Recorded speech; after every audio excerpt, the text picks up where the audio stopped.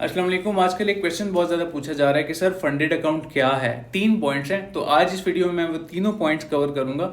सबसे पहला पॉइंट है, क्वेश्चन है कि सर फंडेड अकाउंट क्या है। दूसरा ये कि आप कौन सी फंडेड फर्म जो है वो प्रॉप फर्म जो है वो रिकमेंड करते हैं, और क्या आप फंडेड अकाउंट्स रिकमेंड भी करते हैं क्या नहीं, वर्थ इट हैं कि नहीं। तो इंशाल्लाह इन तमाम क्वेश्चंस के आज मैं आंसर दूंगा आप सबको, और रिकमेंड भी करूंगा कौन कौन सी फर्म्स जो हैं आप यूज़ कर सकते हो। मैं उसमें वो कवर कर दूंगा इंशाल्लाह। तो सबसे पहली चीज़ तो ये है कि फंडेड अकाउंट है क्या। फंडेड अकाउंट वो अकाउंट होता है कि कोई भी प्लेटफॉर्म जो है जब एक फंडेड अकाउंट ऑफर करती है तो वो एक छोटे से अमाउंट के साथ ऑफर करती है। लेट से आप बड़ा अकाउंट ऑफर नहीं कर सकते। For example you can't afford $5,000 account, तो फंडेड नेक्स्ट क्या करता है कि आपको एक अकाउंट ऑफर करता है, लेट से $50-60 का। एग्जैक्ट अमाउंट नहीं बता रहा क्योंकि रेट चेंज होते रहते हैं।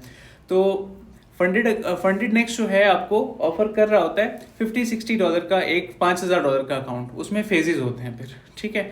आपको प्रूव करना होता है कि मैं इस काबिल हूं कि आप मुझे पैसा दो, उससे मैं ट्रेड करूंगा, और उसमें फिर प्रॉफिट शेयरिंग होती है प्रॉफर्म के साथ। सिंपल इज दैट, ठीक है।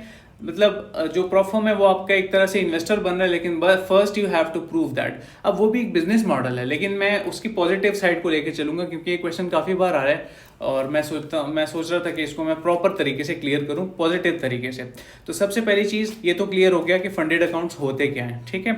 और ये फॉरेक्स में आपको मिलते हैं, फॉरेक्स इंडस्ट्री में, और आप इस पर BTC इथेरियम भी ट्रेड कर सकते हो, लेकिन उसका स्प्रेड हाई होने की वजह से थोड़ा सा मसला होता है। तो मैं तो रिकमेंड करता हूँ कि गोल्ड या फिर यूरो USD GBP JPY इस तरह के पेयर्स को आप जो है टेस्ट आउट कर सकते हैं, जो पेयर आपको सूटेबल लगे अपने लिए।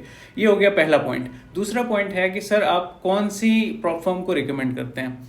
तो मेरी नज़र में तो दो ही हैं इस वक्त इंडस्ट्री में, ठीक है। एक है फंडेड नेक्स्ट और एक है फंडिंग पिप्स। अब इन दोनों में से आप सिलेक्ट करो, जाओ ट्रस्ट पायलट पे जाओ, इनके रिव्यूज़ देखो, जिसके आपको ज़्यादा बेहतर तरीके से नजर आते हैं यू कैन फॉलो देम।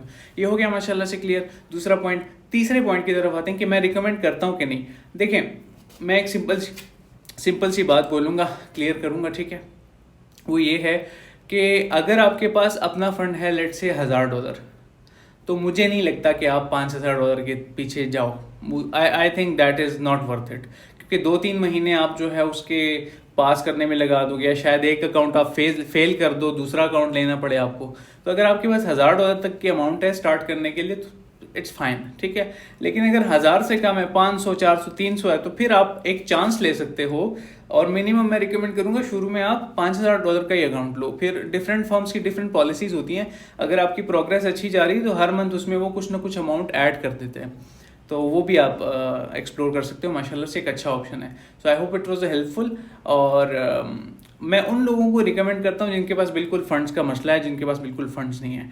और जिनके पास फंड्स हैं $1,000 या उससे ऊपर, तो मैं समझता हूँ अपने फंड से करो भाई। और अगर लालच ज़्यादा है और एक्सपर्ट हो इन द सेंस कि लाइक अगर आपको पता है कि I can prove my self, तो फिर आप जो है फंडेड इंस्टेंट अकाउंट्स की तरफ भी जा सकते हो। और फंडेड में ही बड़ा अकाउंट ले लो, फिर $200-300 का अकाउंट ले लो, बड़ा अकाउंट ले लो कोई, उसको पास करो, you can make even more money.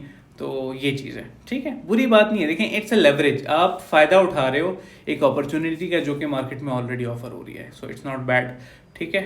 या ख्याल रखें। इंशाल्लाह नेक्स्ट वीडियो जो है रिकमेंडेड उस पर होगी, ब्रोकर पे होगी। ख्याल रखें।